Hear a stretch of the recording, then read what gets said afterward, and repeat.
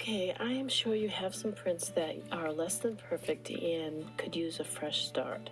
So I've pulled out some prints that I don't love, and what you're going to do is lay out a generous amount of white ink on the palette and use a wider brayer than maybe we've been using. A 4-inch brayer works good for this process because we're going to apply a thick layer of ink directly onto the print to cover, but not really opaquely cover, the underlying print. It's kind of nice to have some of those mysterious marks showing through. And at least with the papers and inks that I use, the distinction between the white ink and the white of the paper is not that much. So if you don't get it exactly on the edge, it's sometimes okay. But if you want to have a crisp edge, you could use a low tack painter's tape on the top edge of the print and gently peel it off. But you got to be careful that you don't tear your print. I tore my print right there. And one way you can make the tape less tacky is to stick it to your arm or your pants or whatever over and over again to make it a little less sticky, which will mean it will stick a little less to the paper and maybe not tear the paper when you remove it. But you may find, which I do in the end, that I just prefer to eyeball all of these white rolled impressions. So you can go horizontal, then go vertical. You can choose to leave, some of those brayer marks, or you could try to go as smoothly as possible. I think there is value in letting some of the underlying print show through.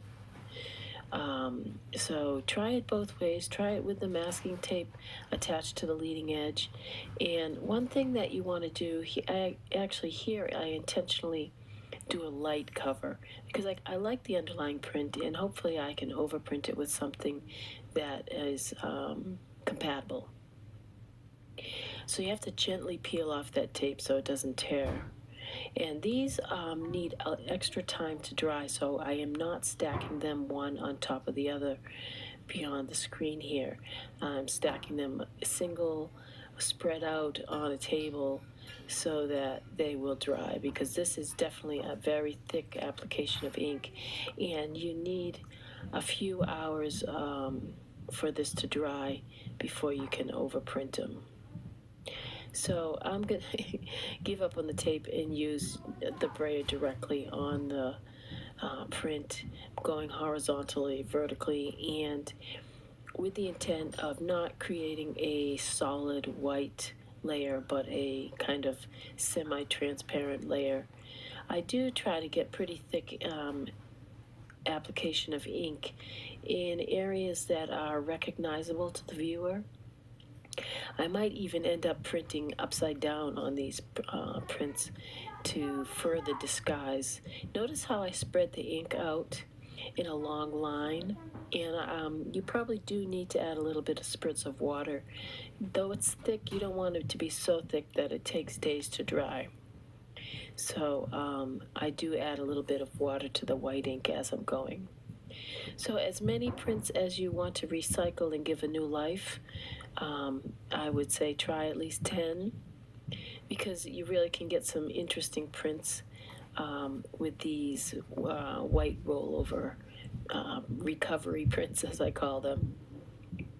And I am using the same kind of ink, the Speedball water-based block printing ink.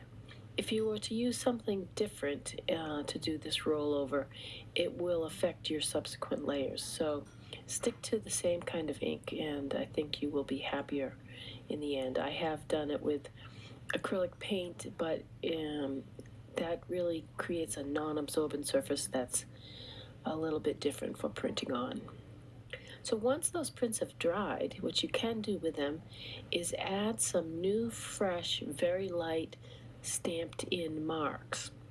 And just as before, we'll use a thin layer of ink at the top of the plate, ink a stamping tool, and then print it off on the lower half of the plate, and then use our framing mat to print that mark right onto the new rollover print. I liked that application of ink at the top, but it's pretty dark, so I won't do that again. But we can always recover it.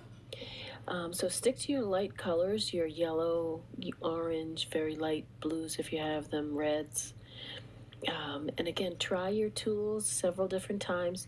Even if you don't see me try them more than once in the video here, I probably have, because the first few times you're just getting a nice little ink buildup on your tool, and then when you get that ink buildup on the tool, then it'll release onto the plate. So hopefully you're creating some interesting textural marks that will inspire the next dark layer of impressions for these recovery prints. And you may notice I'm trying to use some different tools in the second go around with stamping on and stamping off marks. That's a potato masher. I used a big cut piece of glass. Here I'm using a very delicate doily. This is really great because it holds such a delicate mark, and then that mark is printed off on the malleable plate, and so easy to print onto the white layered print. So I hope that your collection of stamping tools is growing, and that your idea for what kind of things that make great stamping tools is also growing. Because anything